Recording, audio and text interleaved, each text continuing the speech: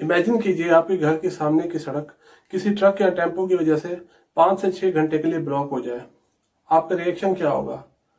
जाहिर सी बात है, आपको बहुत गुस्सा आएगा, बिल्कुल वैसे ही जैसे इस लड़के को आ रहा है। जो लोग पीछे खड़े होकर ट्रैफिक खुलने का इंतजार कर रहे हैं वो शायद तंग होकर अपनी गाड़ियां छोड़कर सड़क पे आ जाएं और सारे इंतजार करने लगे कि कब जाकर सड़क खुलेगी और वो अपने घर जा पाए। लेकिन ट्रैफिक खुलने के बाद अगर आप किसी से भी पूछेंगे, किसी ना किसी का कुछ ना कुछ इंपॉर्टेंट जरूर मिस हुआ होगा।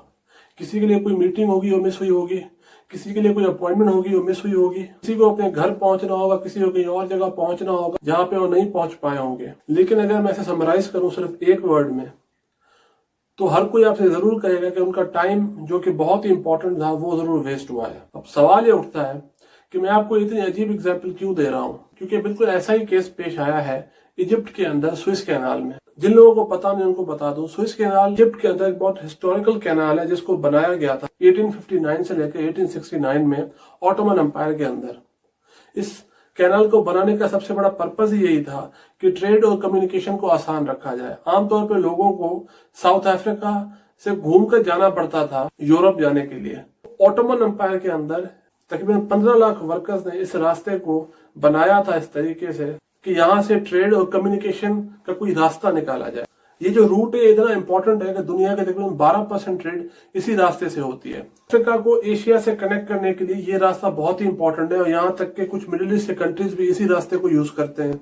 अगर इसका अल्टरनेटिव रास्ता यूज किया जाए तो उसे यूज करते करते 2 हफ्ते का एक्स्ट्रा टाइम वेस्ट होता है। इस रास्ते को यूज करते हुए यूरोप से अफ्रीका या अफ्रीका से यूरोप 10 से 12 दिनों में पहुंचा जा सकता है, जिसके through business trade activities perform करना बहुत ही आसान हो जाता है। आज से ठीक 7-8 दिन पहले एवरग्रीन मैरीटाइम, जो कि एक ताइवान की कंपनी है, उनका एक जहाज फंसा था स्विस कैनाल में।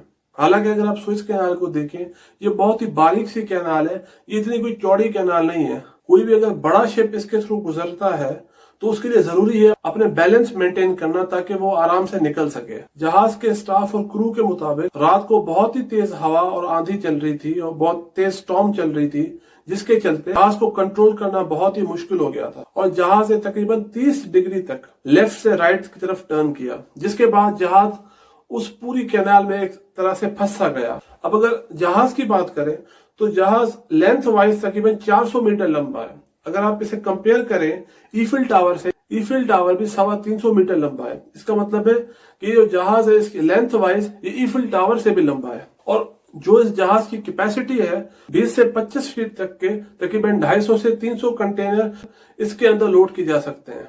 और उन 250 कंटेनर में से हर एक कंटेनर के लिए एक सेपरेट ट्रक यूज किया जाता है ट्रांसपोर्टेशन के लिए। अब आप सोच सकते हैं कितने हैवी इक्विपमेंट्स कैरी करता है। ये सस्पेक्ट किया जा रहा है कि कोई पॉसिबिलिटी हो सकती है किसी ह्यूमन एरर की वजह से ये खराबी आई हो, लेकिन उसके लिए भी जरूरी है इन्वेस्टिगेशन का होना। इन्वेस्टिगेशन के बाद पता चल सकेगा कि ये इंसिडेंट खड़ा क्यों हुआ। इस जहाज के फंसने के बाद जो यूरोप और अफ्रीका की आपस में ट्रेड थी वो एक तरह से रुक सी गई। इस पूरे रास्ते को एक दिन में तकरीबन बताया जा रहा है 40 से 50 शिप्स एक दिन के अंदर यूज करते हैं। इन 7 दिनों में बताया जा रहा है तकरीबन 165 जहाज थे जो इस ब्लॉकेज की वजह से पीछे रुक गए थे क्यूब के अंदर, और वो इंतजार कर रहे थे कब ये रास्ता खुले और उसको यूज करके कार्गो की ट्रांसपोर्टेशन की जाए। और इसके अंदर बहुत इंपॉर्टेंट मेडिसिन थी, उसके अलावा फ्यूल ट्रांसपोर्ट करना था। जब ये 7 दिन के लिए ब्लॉक हुआ था तो फ्यूल की प्राइसेस मैसिवली बढ़ना स्टार्ट हो गई, क्योंकि टाइम के ऊपर डिलीवरी नहीं हो सकी और डिमांड बहुत ज्यादा थी। और ये सस्पेक्ट किया जा रहा है कि बहुत ही जल्द गवर्नमेंट्स ये जो बढ़ते हुए ऑयल प्राइसेस का प्रेशर है ये लोगों के ऊपर ट्रांसफर करेंगे और ये हो सकता है हमारे कंट्री के अंदर भी बहुत ही जल्द अमल हो। रिपोर्ट्स के मुताबिक ये शिप जब वहां फंसा था तो 1 घंटे का तकरीबन $400 मिलियन का नुकसान हो रहा था टोटल ट्रेड को। उसके अलावा इन 7 से 8 दिनों में $9.7 बिलियन का टोटल ट्रेड को नुकसान हुआ है इस शिप की ब्लॉकेज की वजह से। बहुत से लोग जरूर सस्पेक्ट कर रहे थे कि अगर ये रास्ता बंद है, जो अल्टरनेटिव रास्ता है उसे इस्तेमाल क्यों नहीं किया जा रहा। उसकी सबसे बड़ी वजह यही है, जो अल्टरनेटिव इसका रास्ता है वो तकरीबन 2 हफ्ते इससे ज्यादा टाइम लेता है, तो जो कंटेनर की डिलीवरी थी वो और ज्यादा डिले हो जाती। और कोविड के टाइम के ऊपर जितने भी बिजनेसेस थे वो बहुत ही मैसिव किस्म के लॉसेस फेस कर रहे थे। उसके ऊपर इस किस्म का लॉस एक बुरा सेटबैक साबित हुआ। हालांकि जो इजिप्ट के प्रेसिडेंट थे अल सीसी, उनकी तरफ से जरूर इंस्ट्रक्शन थे इंजीनियर्स को कि जल्दी से जल्दी रास्ता इसका तलाश किया जाए। इंजीनियर जरूर कोशिश कर रहे थे कि शिप के सामने खुदाई करके किस तरीके से थोड़ा स्पेस क्रिएट किया जाए ताकि वहां पे थोड़ा पानी आ सके और ये जहाज आहिस्ता आहिस्ता फ्लोट हो सके।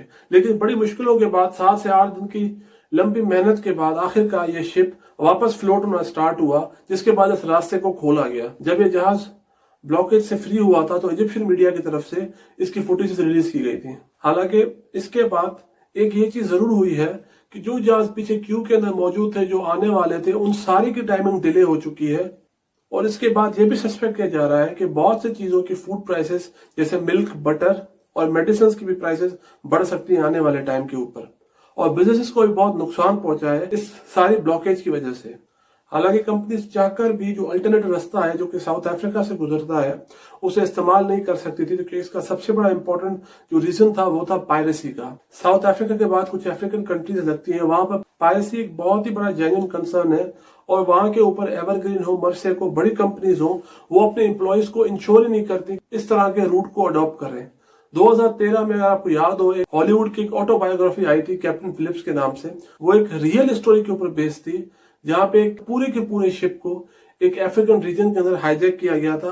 बाद में यूएस फोर्सेस ने बड़ी मुश्किलों से अपने कैप्टन और अपने क्रू की जान बचाई थी।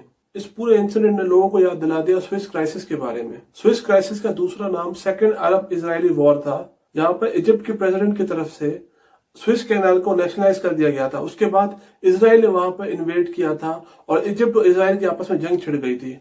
यूके और फ्रांस इसराइल के सपोर्ट के लिए आए थे, लेकिन बाद में सोवियत यूनियन, यूनाइटेड स्टेट्स और यूनाइटेड नेशंस की तरफ से इंटरवीन किया गया था।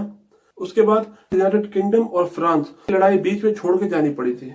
उस वक्त कुछ इस तरह से ही हुआ था कि पूरी की पूरी ट्रेड थी इस रास्ते के थ्रू, वो बहुत महीनों तक बंद रही थी, और सबसे ज्यादा नुकसान यूरोपियन कंट्रीज को हो रहा था और अफ्रीकन कंट्रीज को हो रहा था, क्योंकि उनकी आपस में एक तरह से ट्रेड ही रुक गई थी। हालांकि दोस्तों उम्मीद करते हैं कि आइंदा से इस तरह कोई चीज देखने को ना मिले, जिसकी वजह से किसी तरीके से भी किसी कमोडिटी या जो कोई डेली यूज की चीजें आम लोगों के लिए उसके ऊपर किसी किस्म का कोई बुरा इम्पैक्ट पड़े।